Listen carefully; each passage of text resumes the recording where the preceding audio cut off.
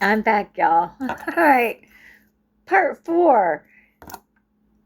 Okay, in the end of part 3, I was getting a little bit on the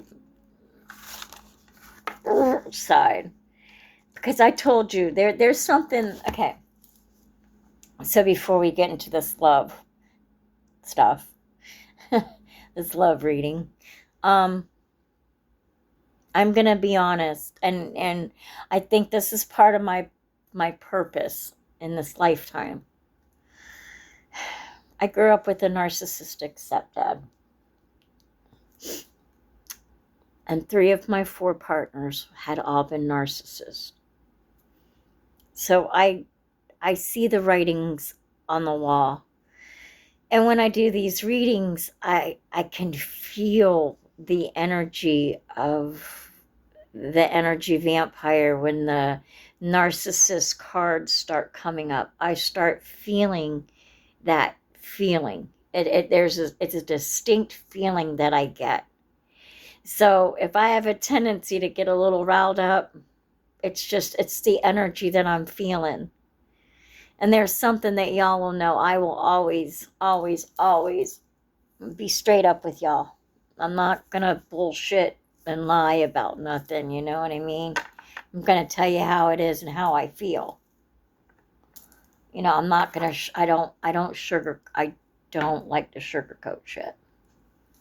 So, if I get, if I get riled up, then y'all know. Because I've made it my personal mission for myself to teach about narcissism and what they're about. And if I can lead somebody the right way and help them understand, then that's what I'm going to do, because you got to be aware of it. It's a real thing. And if you've never been in a narcissistic abuse situation, consider yourself mighty lucky. Hold on a minute. Consider yourself very, very lucky to not have dealt with it, because they're it's hard. You know, I've read too that sometimes narcissistic abuse has got, it's the trauma, um, as though you they similar to somebody who's been put through war, because that PTSD, and I believe it because I have PTSD as it is, but that narcissistic abuse, the abuse when you are told over and over again, day in, day out, you'll never amount to anything, you're no good, or you are never good enough, and you're always belittled, and then you walk on eggshells and all that bullshit, right? Or like my last one had me so to where if I didn't answer the phone when he called, I was going to get yelled at, and I was like, oh my God.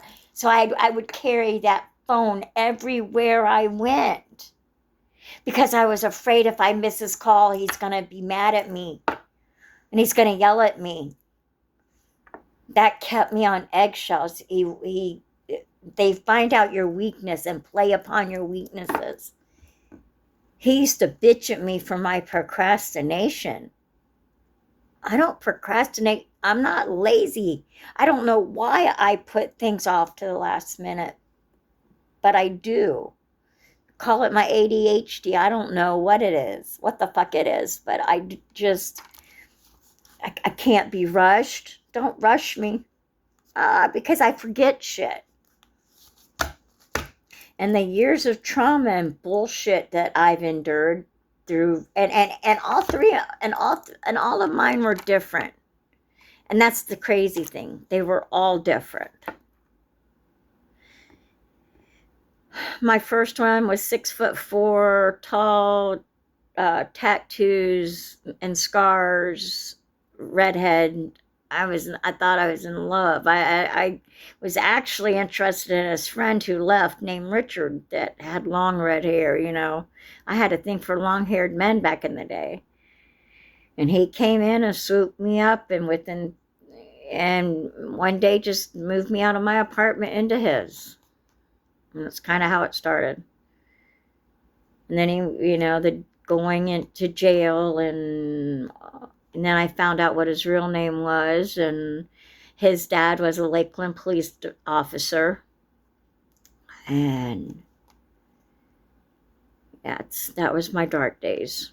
I got into doing crack cocaine with him, you know.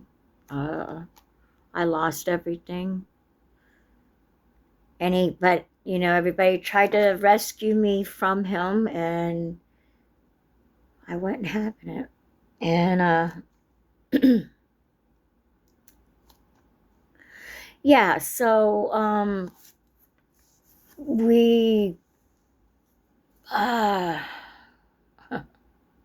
he would always threaten my family and my friends and tell me that you better tell them to leave or else I'm going to kill you and I'm going to kill them. So I had to deal with that psychological bullshit. And one day he got to the point and we were out, and but I don't know what happened to his drugs. I have no clue. He's also the man that killed my kittens. And that was horrible watching him take all them little oh my God, my heart just dropped. Trigger warning. You know, and this might be a trigger warning, so I'm fair warning you. But he took them and he made me stand there and watch him use them kittens as practice, and threw them up against a board, you know, and I sat there and I watched it. And then I was homeless with them for 3 weeks, and we lived out at Rye Bridge out of my car. And then when I moved, and then he found me and I got into doing drugs and all that shit, you know, I had to learn the streets. You know, I had to learn if I was going to live on the streets, I needed to learn the streets, right? So, I got to know the hookers, and I knew the drug dealers and the hookers, and whew, God's right there. And I had my dog Angel, who was that's before I had kids, and she was my guiding light, man, my angel, my dog. And yeah, so after the bit over drugs and him almost hitting me, I went to work, because, you know, I worked, I paid the bills, I did everything. He didn't do shit. Are you kidding me? He cleaned my house. Okay, he was house lady, but I did everything else. I worked, I paid the bills.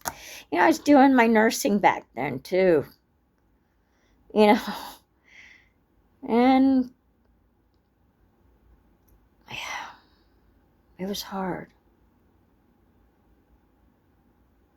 And then a year after we broke up, he killed a man for real. The man that he killed was homeless. The guy come back and seen him and his girlfriend doing it, and he had a knife and he wound up killing him, and then he took the body and rolled it up in a rug and put it behind the store, and it was about a week later, and they found the man by the smell. And that's how he got found. And then it went to trial, but he got let go because the girl wouldn't testify because she was scared of him, like I was. That mental abuse was a bitch.